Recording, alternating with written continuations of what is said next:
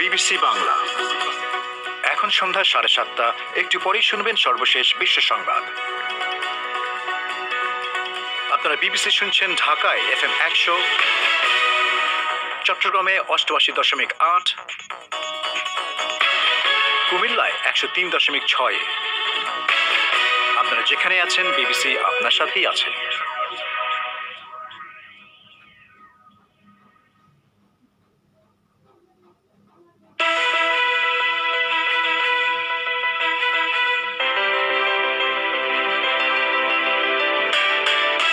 বাংলাদেশের নতুন বাজেটে সরকার সামনের বছর 8% বেশি প্রবৃদ্ধির আশা করছে।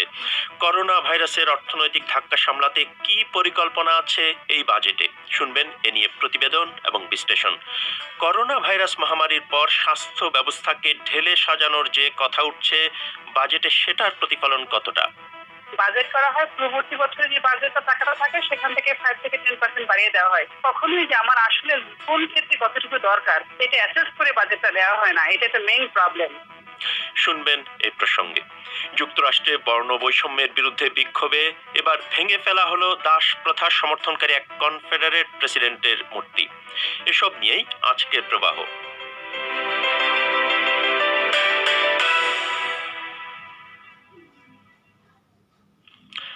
এই অনুষ্ঠান রেডিওতে আপনারা শুনছেন শর্টওয়েভ এবং FM প্রচার তরঙ্গে, একই সঙ্গে আমাদের ওয়েবসাইট bbcbangla.com এ। আজকের সান্ধ্য আয়োজন প্রবাহে আপনাদের স্বাগত জানাচ্ছি আমি মোয়াজ্জেম হোসেন। বাংলাদেশের অর্থমন্ত্রী মুস্তফা কামাল আজ পরবর্তী অর্থ বছরের জন্য এক বাজেট ঘোষণা করেছেন, যাতে করোনা ভাইরাস মহামারীর ধাক্কা সামলাতে নতুন কর্মসংস্থান এবং সামাজিক সুরক্ষার উপর জোর দেওয়া হয়েছে।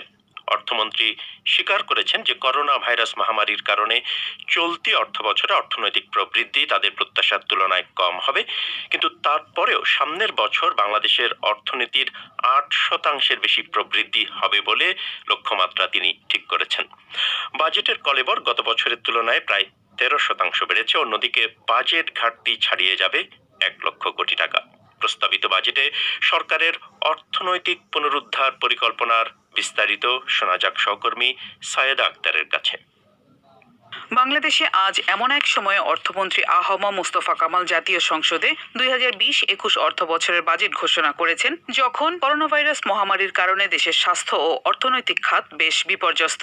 আর ঘুরে ফিরে বারবার সেই বিষয়টিরই প্রতিফলন দেখা গেছে বাজেট বক্তৃতায়। অর্থমন্ত্রী বলেছেন 5,68,000 কোটি টাকার এই বাজেটে স্বাস্থ্য খাতকে সর্বোচ্চ গুরুত্ব দেওয়া হয়েছে। কোভিড-19 প্রভাবে বাংলাদেশের স্বাস্থ্য খাতে যে জরুরি এবং অপ্রত্যাশিত আর্থিক প্রয়োজন দেখা দিয়েছে তা মেটাতে এবং অর্থনীতির বিভিন্ন খাতে যে ক্ষয়ক্ষতি হয়েছে তা পুনরুদ্ধারের কৌশল বিবেচনা নিয়ে মূলত 2020-21 অর্থ বছরের বাজেট প্রস্তুত করা হয়েছে। আগামী 2020-2021 অর্থ বছরে মোট রাজস্ব আয় প্রাক্কলন করা হয়েছে 3,78,000 কোটি টাকা। বাজেট ঘাটতির পরিমাণ দাঁড়াবে 1,90,000 কোটি টাকা, যা জিডিপির 6%।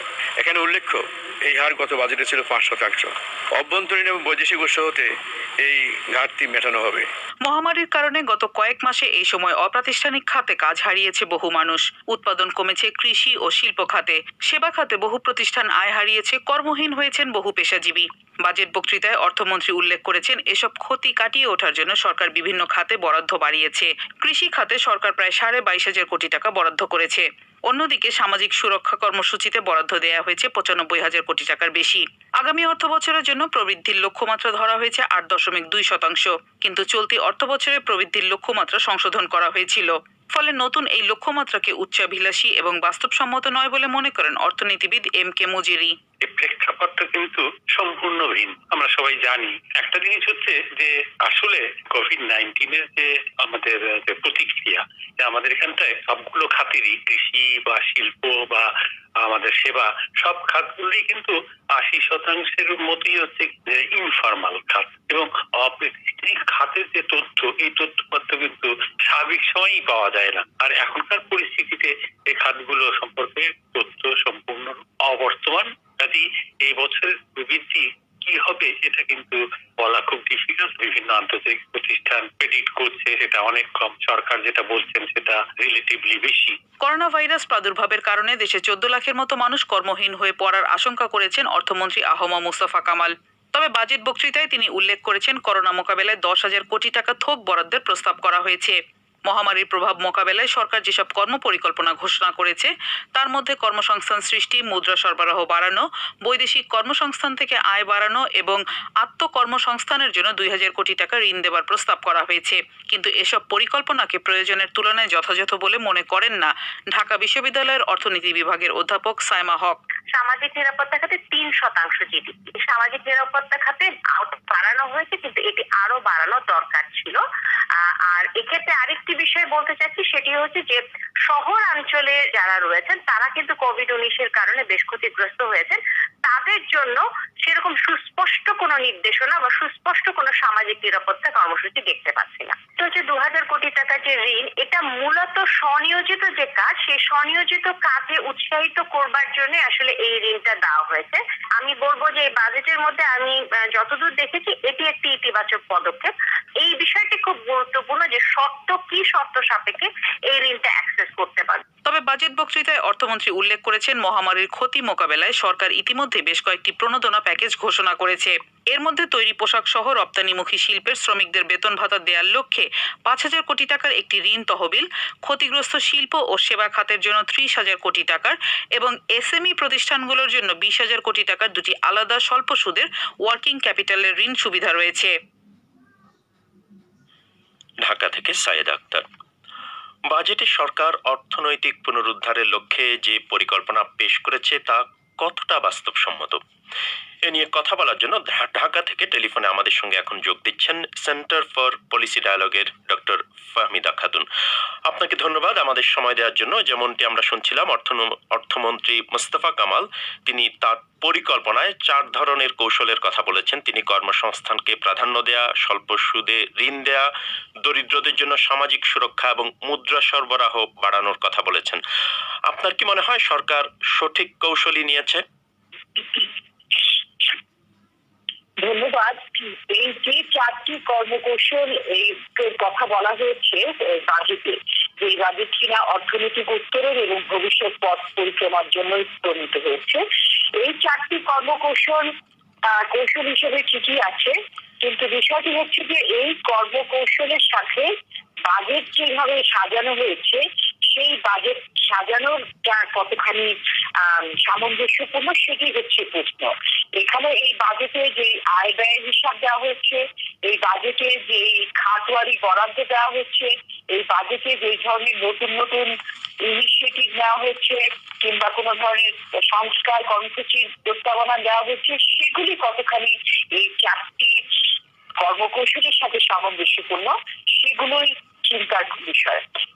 যদি আমি শুরু করি যে আয় এবং ব্যয়ের বিষয়টি দিয়ে শুরু করতে হয় জাতীয় বাজেটে। যে ব্যয়ের ক্ষেত্রে এইবার আমরা দেখেছি যে বাজেটের আকার কলেবরে বেড়েছে আগের বছরের চাইতে, এবং তার পাশাপাশি ঘাটতিও বেড়েছে। এবং এই বাজেটের ব্যয় মেটাতে যে সমস্ত অর্থায়নের সংস্থান করার কথা বলা হয়েছে তার মধ্যে অন্যতম হচ্ছে জাতীয় রাজস্ব বোর্ড। এবং জাতীয় রাজস্ব বোর্ডের যে বিরাট একটা অঙ্ক লক্ষ্যমাত্রা দেওয়া হয়েছে সেটা বাস্তবচিত নয়, এই কারণে যে গত কয়েক বছর থেকে আমরা দেখছি যে এই ধরনের উচ্চাভিলাষী একটি লক্ষ্যমাত্রা দেওয়া হয়, কিন্তু জাতীয় রাজস্ব বোর্ডের যে ক্ষমতা রয়েছে, সক্ষমতা, সেটা অনুযায়ী তারা অর্জন করতে পারে না। এবং এই যে বিদায়ী 2020 অর্থ বছর, সেখানেও একটা বিপুল পরিমাণ ঘাটতি, আমাদের হিসাবে 1,25,000 কোটি টাকা ঘাটতি রয়ে যাবে। এবং তার উপরে এই কোভিড মহামারী আক্রান্ত হয়েছে যখন অর্থনীতি, তখন স্বাভাবিকভাবে রাজস্ব আহরণ কম হবে, যেহেতু ব্যবসা বাণিজ্যের উপর নেতিবাচক প্রভাব পড়েছে, মানুষের আয়ের উপরে নেতিবাচক প্রভাব পড়েছে এবং কর্মসংস্থান কমে গিয়েছে। আপনি যেটা বলছেন যে সরকারের বাজেট ঘাটতি অনেক বেড়ে যাবে, 1,00,000 কোটি টাকার বেশি, তো সরকার অর্থমন্ত্রী যেটা দাবি করছেন যে বাংলাদেশের অর্থনীতির মৌলিক ভিত্তি যথেষ্ট মজবুত, সেখানে যথেষ্ট ভারসাম্য আছে, কিন্তু আপনার কি মনে হয় আসলে একটা ঝুঁকি তৈরি হতে পারে সরকারের এত বিপুল পরিমাণ ঘাটতি এবং এই জন্য তাকে যে ঋণ করতে হবে?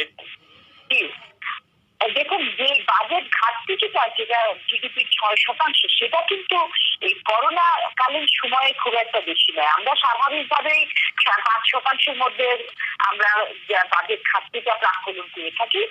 কিন্তু করোনাকালীন সময়ে যেহেতু সরকারকে কিন্তু ব্যয় করতে হবে, সরকারকে ব্যয় করতে হবে অর্থনীতিকে চাঙ্গা করার জন্য, অর্থনীতিতে কর্মসংস্থান সৃষ্টির জন্য, অর্থনীতিতে একটা ব্যক্তি খাতের প্রতিযোগিতা বাড়ানোর জন্য, ব্যক্তি খাতকে আরো আরো প্রণোদনা দেওয়ার জন্য। সুতরাং এখানে 6% বাজেট ঘাটতি কোনো বড় বিষয় নয়, এটা 7-8% যেতে পারবে।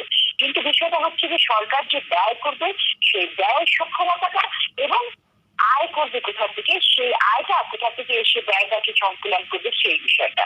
সেই জন্য এই চিন্তাটা যে সেটা হচ্ছে যে করোনাকালীন সময় অবশ্যই অধিক ব্যয় করতে হবে, সেটা যুক্তিযুক্ত। আমরা যেটা দেখছি যে চলতি অর্থ বছরে সরকারের অর্থনৈতিক প্রবৃদ্ধি কমে 5.2 হবে বলে মনে করছে সরকার। আবার অন্যদিকে সামনের বছরের জন্য প্রবৃদ্ধি ধরেছে 8% বেশি। এটা কি আপনার কাছে খুব উচ্চাভিলাষী মনে হচ্ছে? আমার কাছে দুটো সংখ্যায় উচ্চাভিলাষী, কারণ এখানে এই কোভিডকালীন সময় আসলে প্রকৃতির হার নিয়ে কোনো মোহ থাকার উচিত নয় একেবারেই। কিন্তু আমরা দেখেছি যে গত কয়েক বছর থেকে কিন্তু প্রকৃতির হারটাকে নিয়ে একটা উচ্চাভিলাষী কিংবা একটা ধরনের আত্মতুষ্টি এবং এটাকে রাজনৈতিক উদ্দেশ্যেও একটা পরিণত করা হচ্ছে। প্রবৃত্তিটা একটা রাজনৈতিক সংখ্যায় পরিণত হয়েছে। এখানে সারা বিশ্বে যখন বিভিন্ন অর্থনীতি নিম্নমুখী অর্থনৈতিক প্রবৃত্তি, এমনকি নেতিবাচক প্রবৃত্তি, আমাদের প্রতিবেশীদের ভারতের 5% নেতিবাচক প্রবৃত্তি হবে। চীনের মতো একটা বিরাট অর্থনীতি, সেখানেও কিন্তু প্রবৃত্তি অনেক কমে যাচ্ছে। সুতরাং এখানে আমাদের এই যে অর্থনীতিতে ঘাত প্রতিঘাত হবে এবং প্রবৃত্তি কম হবে, এটা তো স্বাভাবিক। এটা নিয়ে এত দুঃখ পাওয়ারও কিছু নেই এবং এটাকে গোপন করারও কিছু নেই। এবং আরেকটা বিষয় হচ্ছে যে গোপন করতে গেলে সমস্যাটা আছে যে আপনি দেখেন যে আন্তর্জাতিক মুদ্রা তহবিল, বিশ্ব ব্যাংক এবং আন্তর্জাতিক বিভিন্ন প্রতিষ্ঠান যে সারা পৃথিবীর যে প্রজেকশন গুলি করছে, সেইগুলোর প্রেক্ষিতে কিন্তু তারা এই যে বিভিন্ন ধরনের সহায়তা, ঋণ সহায়তা এবং কোভিড ফান্ড যেটা করেছে তাদের কাছে তারা কিন্তু দিচ্ছে বিভিন্ন দেশকে। এখন আমরা যদি সত্যিকারের ক্ষয়ক্ষতির পরিমাণটা না তুলে ধরি এবং সত্যিকারের আমাদের অর্থনৈতিক গতিধারাটা কি হচ্ছে সেইটার চিত্রটা না তুলে ধরি, তাহলে তো আমরা সেই যে ঋণ যেটা পাওয়ার কথা, সহায়তা যেটা পাওয়ার কথা আন্তর্জাতিক প্রতিষ্ঠানগুলোতে, সেটা কিন্তু পাবো না, সঠিক পাবো না যতটুকু পাওয়ার কথা। কারণ তারা তো ভাববে যে আমরা। জি, আরেকটা প্রশ্ন আপনার কাছে। সরকার মুদ্রা সরবরাহ বাড়ানোর কথা বলছে, এর মানে কি সরকার আসলে এখানে টাকা ছাপানোর কথা বলছে? অর্থনীতিবিদরা যেটাকে কোয়ান্টিটেটিভ ইজিং বলেন সেটা, এর ফলে কি মুদ্রাস্ফীতি অনেক বেড়ে যাবে না? সরকার যেটা বলছে যে হ্যাঁ, মুদ্রা সরবরাহ বাড়ানোর অনেকগুলো পদ্ধতি আছে। সেটা তো সরকার যে মনিটারি পলিসি যেটা থাকে কেন্দ্রীয় ব্যাংকের, যে মুদ্রানীতি বিষয়ে বিভিন্ন সূচক থাকে, বিভিন্ন ইন্ডিকেটর থাকে কিংবা বিভিন্ন প্যারামিটার থাকে, সেগুলোকে এই মনিটারি পলিসি গুলাকে ব্যবহার করে কিন্তু প্রথমে তারা চেষ্টা করে যে অর্থনীতিতে কিংবা বাজারে লিকুইডিটি কিংবা তারল্য সৃষ্টি করার জন্য। সেটার জন্য ইতিমধ্যেই কেন্দ্রীয় ব্যাংক যেটা সিআরআর অর্থাৎ ক্রেডিট রেশিও, যেটা ক্রেডিট রেশিও সেটা কমিয়েছে এবং তারপরে রেপো রেট কমিয়েছে, অ্যাডভান্স ডিপোজিট রেট সেটাও বাড়িয়েছে। এইভাবে কিন্তু একটা তারল্য সৃষ্টির চেষ্টা করা হয়েছে এবং তারপরে সরকারকে কিন্তু মুদ্রা ছাপানোর যে পদ্ধতিটা, এটা সর্বশেষ একটা অবলম্বন থাকতে হবে।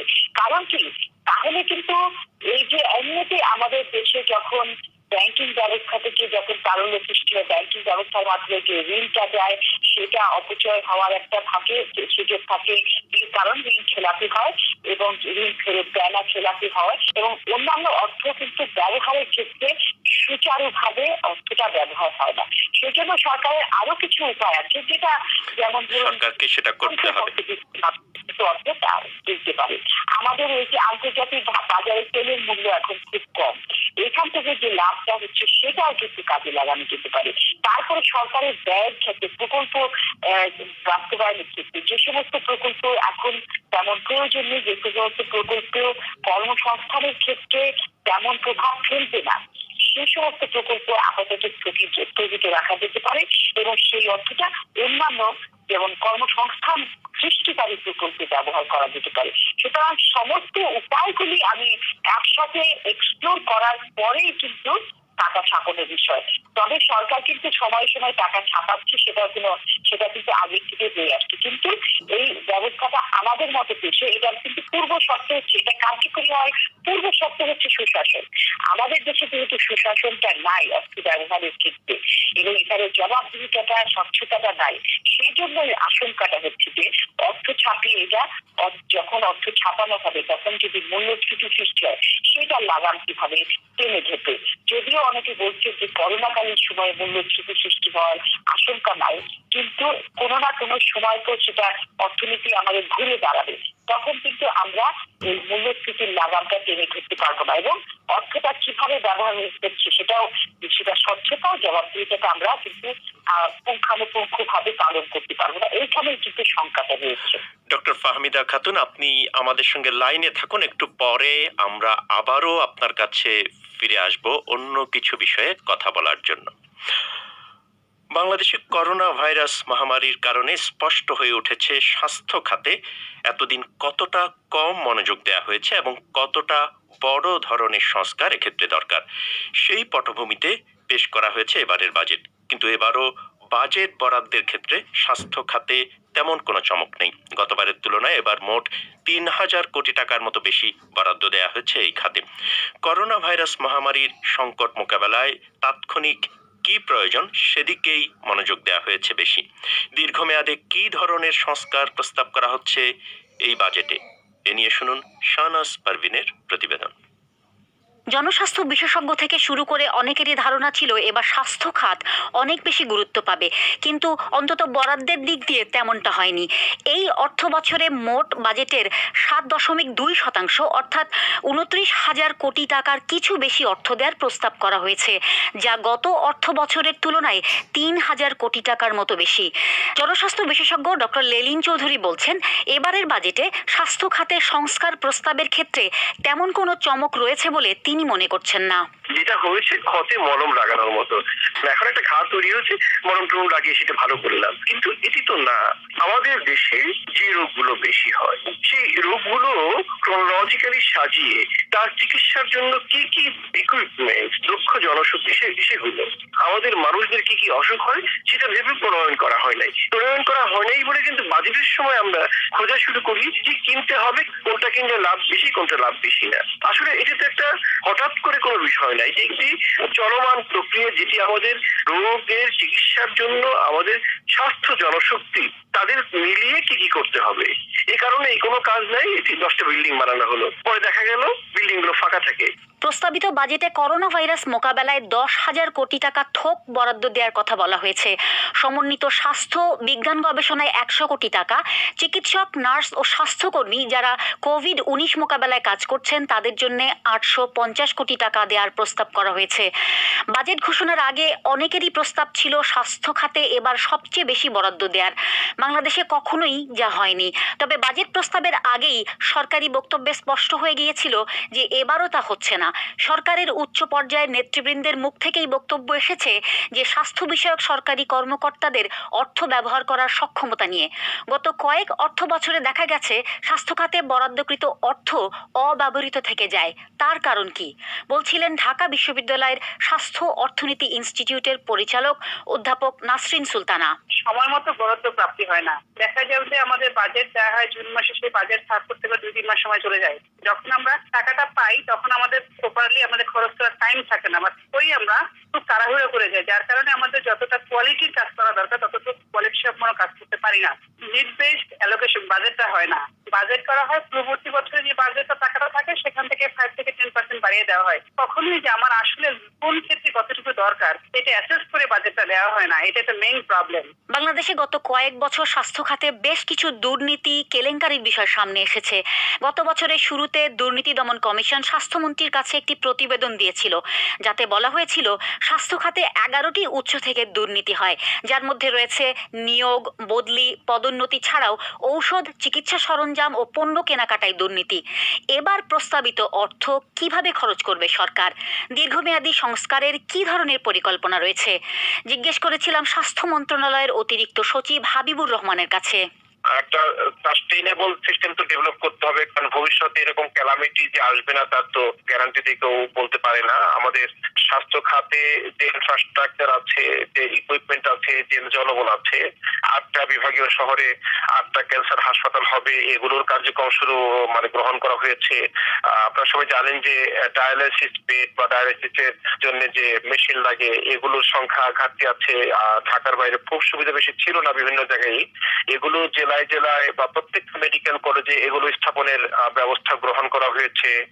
একাধিক শিশু হাসপাতাল করার জন্য উদ্যোগ গ্রহণ করা হয়েছে। কর্মকর্তা কর্মচারীদের নার্সদের দক্ষতা বৃদ্ধির জন্য ব্যবস্থা গ্রহণ করা হয়েছে। এরকম অনেকগুলো পরিকল্পনা কিন্তু সরকার নিয়েছে এবং নিচ্ছে এবং বাস্তবায়ন হচ্ছে এবং বাস্তবায়নের পথে। 130 পাতার বাজেট প্রস্তাবনায় স্বাস্থ্য ও পরিবার কল্যাণের জন্য যে অংশ রয়েছে তাতে কি করা হয়েছে সেটিই বেশি উল্লেখ করা হয়েছে, তবে কিভাবে সংস্কার করা হবে সেটি কমই রয়েছে। আর খুব স্বভাবতই করোনা ভাইরাস মোকাবেলার বিষয়টি স্বাস্থ্যের ক্ষেত্রে আপাতত সবচেয়ে বেশি গুরুত্ব পাচ্ছে। সেন্টার ফর পলিসি ডায়ালগে ডক্টর ফাহমিদা খাতুন রয়েছেন টেলিফোন লাইনে, তিনি আবারও যোগ দিচ্ছেন আমাদের সঙ্গে। ডক্টর খাতুন, আপনি যেটা নিশ্চয়ই জানেন যে এই করোনা ভাইরাস মহামারীর পর বিশ্বের প্রায় সব দেশেই স্বাস্থ্য খাত নতুন করে মনোযোগ পাচ্ছে এবং এটিকে অনেক বেশি অগ্রাধিকার দেওয়ার কথা বলা হচ্ছে। এবারের বাজেটে, বাংলাদেশের বাজেটে সেটার প্রতিফলন আপনি কতটা দেখতে পাচ্ছেন? আমি বাংলাদেশের এই সদ্য ঘোষিত বাজেটে স্বাস্থ্য খাতে বরাদ্দের বিষয়ে তেমন আশাবাদী না, কারণ যে বাড়ানো হয়েছে খুবই কম। আপনি যদি বাজেটের আকারের দিক থেকে দেখেন, গত অর্থ বছরে অর্থাৎ 2020 অর্থ বছরে মোট বাজেটের 4.9% ছিল স্বাস্থ্য খাতে। আর এইবারে 2021 সালের বাজেটে সেটা প্রস্তাবনা করা হচ্ছে মোট বাজেটের 5.1%, 5.14% টু বি প্রিসাইজ। সুতরাং এখানে কিন্তু মাত্র এদিক সেদিক হলো। এইখানে এই যে আমরা করোনা মহামারীর মধ্য দিয়ে যাচ্ছি, এত বড় একটা সংকট, এই সংকটটা মোকাবেলা করার জন্য যে কোনো ধরনের আমাদের কোনো সংকল্প আছে কিংবা আমাদের ইচ্ছা, এটাকে যে একটা অগ্রাধিকার দেওয়া হচ্ছে সেরকম কোনো ভাবনা আপনি দেখছেন না এর মধ্যে? কোনো ভাবনাই নাই, অগ্রাধিকারের কোনো চিন্তা ভাবনাই নাই। ডক্টর খাতুন, আপনাকে অনেক ধন্যবাদ। ডক্টর ফাহমিদা খাতুন, আপনাকে অনেক ধন্যবাদ আমাদের সময় দেওয়ার জন্য। এবারে আজকের বাদবাকি বিশ্ব সংবাদ সাবির মুস্তাফার কাছে। বিশ্ব স্বাস্থ্য সংস্থা হুঁশিয়ারি দিয়েছে যে আফ্রিকায় করোনা ভাইরাস মহামারী দ্রুত ছড়াচ্ছে। মূলত 10টি দেশে ভাইরাসের প্রকোপ বেড়েছে, যেখানে মোট সংক্রমিতের 32% রোগী শনাক্ত হয়েছে। সবচেয়ে বেশি আক্রান্ত হয়েছে দক্ষিণ আফ্রিকার মানুষ। সংস্থা বলছে কোভিড-19 সংক্রমণ বেশিরভাগই রাজধানীগুলোতে হলেও ভাইরাস অন্যত্র ছড়াতে শুরু করেছে। রাশিয়ায় করোনা ভাইরাসে নিশ্চিত সংক্রমিতের সংখ্যা 5 লক্ষ ছাড়িয়ে গেছে। তবে রাশিয়ায় ভাইরাসে মৃতের সরকারি সংখ্যা অন্য যেসব দেশে ব্যাপক হারে সংক্রমণ হয়েছে তার তুলনায় উল্লেখযোগ্যভাবে কম। দেশটিতে মারা গেছে 6,500 মানুষ। বিশ্ব স্বাস্থ্য সংস্থা বলছে এই সংখ্যা অস্বাভাবিক এবং রাশিয়ার উচিত তাদের তথ্য সংকলন পর্যালোচনা করে দেখা। রাশিয়া বলছে তাদের তথ্য সঠিক। আমেরিকায় বিক্ষোভকারীরা ভার্জিনিয়া অঙ্গরাজ্যে বেশ কয়েকটি দাস প্রথার সমর্থকদের স্মারকসৌধ ভেঙে ফেলেছে। আমেরিকায় গৃহযুদ্ধের সময় দাস প্রথা টিকিয়ে রাখার পক্ষের রাজ্যগুলোর প্রেসিডেন্ট জেফারসন ডেভিসের মূর্তি বিক্ষোভকারীরা রিচমন্ড শহরে নামিয়ে ফেলেছে। ভারতে ধর্ম পালনের স্বাধীনতা নিয়ে উদ্বেগ প্রকাশ করেছিল এমন একটি মার্কিন সরকারি প্যানেলের সদস্যদের ভিসা দিতে অস্বীকৃতি জানিয়েছে ভারত সরকার। গত এপ্রিল মাসে যুক্তরাষ্ট্রের commission on international religious freedom ভারতের ধর্মীয় সংখ্যালঘুদের সঙ্গে যেরকম আচরণ করা হচ্ছে তার উল্লেখ করে ধর্মীয় স্বাধীনতার অবস্থাকে উদ্বেগজনক বলে বর্ণনা করেছিল। অনলাইনে শিশুদের যৌন নিপীড়ন ও হয়রানি বন্ধে বড় বড় প্রযুক্তি কোম্পানিগুলো একসঙ্গে কাজ করবে বলে ঘোষণা করেছে। এদের মধ্যে রয়েছে ফেসবুক, গুগল, মাইক্রোসফট এবং টুইটার। এইসব প্রতিষ্ঠান তাদের এ সংক্রান্ত গবেষণা শেয়ার করার পাশাপাশি যৌন হয়রানিমূলক পোস্ট শনাক্ত করতে নতুন প্রযুক্তি উদ্ভাবন করবে এবং এজন্য তহবিল জোগাবে। আন্তর্জাতিক মহাকাশ কেন্দ্রে চালানো এক পরীক্ষায় বিজ্ঞানীরা এমন এক গুরুত্বপূর্ণ অগ্রগতি অর্জনে সক্ষম হয়েছেন যা মহাবিশ্বের অনেক রহস্য উন্মোচন করতে পারে। এই পরীক্ষায় বিজ্ঞানীরা পদার্থ বা ম্যাটারকে তার পঞ্চম মাত্রায় সৃষ্টি করতে সক্ষম হয়েছেন, যার আরেক নাম বোস-আইনস্টাইন কনডেনসেট। পদার্থের 4টি স্বাভাবিক মাত্রা হচ্ছে কঠিন, তরল, বায়বীয় এবং প্লাজমা। বিজ্ঞানীরা বলছেন পঞ্চম মাত্রায় পদার্থের আচরণ এই 4টি স্বাভাবিক মাত্রা হতে একেবারেই আলাদা। আপনারা প্রবাহ শুনছেন বিবিসি লন্ডন থেকে। এবারে আজকে সোশ্যাল মিডিয়ায় আলোচিত প্রসঙ্গের বিস্তারিত শোনা যাক সহকর্মী ফয়সাল তিতুমির এবং আফরোজা নীলার কাছে। ধন্যবাদ মজ্জেম। সামাজিক যোগাযোগ মাধ্যমে আজ কিন্তু করোনা ভাইরাসের পাশাপাশি বাজেট নিয়েও নানান আলোচনা চলছে। সেসব জানিয়ে দিতে হাজির হয়েছি আমি ফয়সাল তিতুমির, সঙ্গে আছেন আমি আফরোজা নীলা। তিতুমির, জাতীয় সংসদে আজ বাজেট অধিবেশনে স্বাস্থ্যবিধি ও সামাজিক দূরত্ব মানা নিয়ে সোশ্যাল মিডিয়া, বিশেষ করে ফেসবুকে নানান আলোচনা চলছে। আজকে কিন্তু মাস্ক পরে ও নির্দিষ্ট দূরত্ব রেখে সংসদে বসেন সদস্যরা, এরকম বেশ কিছু ছবি ছড়িয়ে পড়ে সোশ্যাল মিডিয়ায়। আবার নীলা, সামাজিক দূরত্ব ঠিকভাবে মানা হচ্ছে না এমন কিছু খবরও কিন্তু এসেছে বিভিন্ন অনলাইনে। তবে অনেকটা নীরবেই যেন সীমিত সংখ্যক সাংসদের উপস্থিতিতে সংক্ষিপ্ত আকারে এবারের ব্যতিক্রমী একটা বাজেট অধিবেশন সমাপ্ত হয়, যেটাকে জুয়েল মোর্শেদ বলছেন সীমিত আকারে। আনোয়ার হোসেন সরকারের মন্তব্য, এবার স্বাস্থ্য খাতে যারা আছে তাদের পোয়াবারও, কারণ সরকার স্বাস্থ্য খাতে অর্থের বরাদ্দ বেশি রেখেছে, তাই তাদের কামাইও বেশি হবে। তাসমিলা জান্নাত বলছেন, আমি বাজেট এত কিছু বুঝি না, শুধু এটা বুঝি যে বাজেটের পরে সবকিছুর দাম বেড়ে দ্বিগুণ হয়ে যায়। এদিকে বিদ্যুৎ বিল নিয়েও মানুষের নানা ক্ষোভ ও অসন্তোষ দেখা যাচ্ছে সামাজিক মাধ্যমগুলোতে। করোনা ভাইরাসের সময় অনেকেরই অস্বাভাবিক বিদ্যুৎ বিল আসছে বলে অভিযোগ। এই অভিযোগটা বেশ কিছুদিন ধরেই আমরা দেখে আসছি তিতুমির। তার উপর নীলা, সরকারের পক্ষ থেকে গতকালকে বলা হয় যে চলতি জুনের মধ্যে বিদ্যুতের বিল না দিলে ব্যবস্থা নেওয়া হবে। এ নিয়ে কিন্তু বিবিসি বাংলার আজকে ফেসবুক পাতায় একটা পোস্টেই প্রায় 2000-এর উপর মন্তব্য পড়েছে, যেখানে কিন্তু বেশিরভাগই তাদের অভিজ্ঞতা যেটি বলছেন। যেরকম আশিকুর রহমান বলেছেন, যেখানে করোনা মহামারীতে সবাই সংকটময় সময় পার করছে, সেখানে 3-4 গুণ বিদ্যুৎ বিল বেশি করাটা অযৌক্তিক। চিন্তা করে দেখুন কয় হাজার কোটি টাকার অনিয়ম হয়েছে। নীলা, এরকম কমেন্টসগুলো পড়ছিলাম, অনেকে কিন্তু এটা বলছেন যে তার বিদ্যুৎ বিল বেশি আসছে। এবং বেশ কিছুদিন ধরেই আমরা এই ধরনের অভিযোগগুলো দেখে আসছি। বিবিসি বাংলার ফেসবুক পাতা সহ বিভিন্ন অনলাইনেও এই ধরনের খবর আসছে। সুমন আহমেদ যেমন এই খবরের কথা উল্লেখ করে বলছেন, সবাই মনে করেছিল বিদ্যুৎ বিল মওকুফ হতে পারে, কিন্তু মওকুফ তো হয়নি, বরং মাসুল বেড়ে গেছে কয়েক গুণ। তৌহিদুল হক, স্বাভাবিক বিদ্যুৎ বিল হয় 2 থেকে 4 হাজারের মধ্যে, কিন্তু মে মাসে এসেছে 12,000 টাকা। এখন আমি নিরুপায় হয়ে গেছি, কিভাবে এ বিল দেব। খবর নিয়ে জানলাম প্রায় সবারই 2 থেকে 4-5 গুণ বিল বেশি এসেছে। বেলাল হোসেন বলছেন, গত 2 মাসে বিদ্যুৎ বিল অন্য যে কোনো মাসের তুলনায় অনেক বেশি এসেছে। আরেকজন আবার প্রস্তাব দিয়েছেন, জনগণের উচিত এই মুহূর্তে যার যার জমিতে বিদ্যুতের খুঁটি বছরের পর বছর দাঁড়িয়ে আছে সব হিসাব করে ভাড়া আদায় করা। মজা করেই লিখেছেন এবং হাসির ইমোজি দিয়েছেন শেষে। করোনা ভাইরাস সংক্রান্ত আরেকটি ছবি ভাইরাল হয়েছে আজ, যেখানে দেখা যাচ্ছে এক ব্যক্তি হুইল চেয়ারে প্রায় শোয়া অবস্থায় আছেন, আর পাশে মাথায় হাত দিয়ে এক মহিলা বসে আছেন। ক্যাপশনে লেখা, 2টি বেসরকারি হাসপাতাল ঘুরে স্বামীকে ভর্তি করাতে পারেননি স্ত্রী। এরপর চট্টগ্রাম মেডিকেলে নিলে ডাক্তাররা ওই ব্যক্তিকে মৃত ঘোষণা করেন। জানা যায় যে তিনি শ্বাসকষ্টে ভুগছিলেন। প্রায় প্রতিদিন এই ধরনের খবর কিন্তু আসছে এবং সেগুলো সোশ্যাল মিডিয়ায় বেশ আলোচনার জন্ম দিচ্ছে। উম্মে ফাতিমা লিখেছেন, অন্য দেশে ধরে ধরে পরীক্ষা ও চিকিৎসা করায়, আর আমাদের দেশে ঘুরে ঘুরেও চিকিৎসা পাওয়া যায় না। মোহাম্মদ জসিমউদ্দিনের মন্তব্য, এটা জাতি ও সরকারের ব্যর্থতা। অন্যদিকে শামিমা রুমির মন্তব্য, ঠিক চিকিৎসার অবহেলার কারণে মরছে হাজার হাজার মানুষ। এদিকে পুরো রাজধানী লকডাউনের নির্দেশনা চেয়ে রিট, এমন খবর আছে আলোচনায়। আজ ভার্চুয়াল হাইকোর্টের বেঞ্চে এই রিটটি দাখিল করেন একজন আইনজীবী। রিটে লকডাউনের নির্দেশনা চাওয়ার পাশাপাশি কোভিড-19 আক্রান্ত সংকটাপন্ন রোগীদের জন্য পর্যাপ্ত চিকিৎসা সরঞ্জামের যোগান নিশ্চিত করার নির্দেশনা চাওয়া হয়েছে। তবে নীলা, স্বাভাবিকভাবে এটা নিয়ে কিন্তু পক্ষে বিপক্ষে নানান কথা সবসময়ই চলছে ফেসবুক জুড়ে। এছাড়াও ঢাকা বিশ্ববিদ্যালয় কেন্দ্রীয় ছাত্র সংসদ ডাকসু ভিপি নুরুল হক নূর তরুণদের নিয়ে নতুন একটি রাজনৈতিক দল গঠনের ঘোষণা দিয়েছেন। মঙ্গলবার রাতে ফেসবুক লাইভে এসে তিনি এই তথ্য জানান। এটি নিয়েও কিন্তু ফেসবুকে নানান আলোচনা চলছে তিতুমির। হ্যাঁ, যেরকম তানভীর সাজ্জাদ মন্তব্য করেছেন, সৎ রাজনৈতিক সংগঠন হলে দেশের জনগণকে পাশে পাবেন আশা করি। মনির হোসেনের মন্তব্য, এদেশে দল গঠন করতে এসে সকলে সুচিন্তার বিশাল শপথ নেয়, কিন্তু কিছুদিন পর দেখি কবি নীরব। তো এই ছিল সামাজিক যোগাযোগ মাধ্যমের খবরগুলো নিয়ে আমাদের আজকের আপডেট। ধন্যবাদ সঙ্গে থাকার জন্য। শেষ করার আগে আবারও সংবাদ শিরোনাম। বাংলাদেশের অর্থমন্ত্রী মুস্তফা কামাল আজ পরবর্তী অর্থ বছরের জন্য এক বাজেট ঘোষণা করেছেন, যাতে করোনা ভাইরাস মহামারীর ধাক্কা সামলাতে নতুন কর্মসংস্থান এবং সামাজিক সুরক্ষার উপর জোর দেওয়া হয়েছে। আর যুক্তরাষ্ট্রে বর্ণ বৈষম্যের বিরুদ্ধে বিক্ষোভে এবার ভেঙে ফেলা হয়েছে দাস প্রথা সমর্থনকারী এক কনফেডারেট প্রেসিডেন্টের মূর্তি।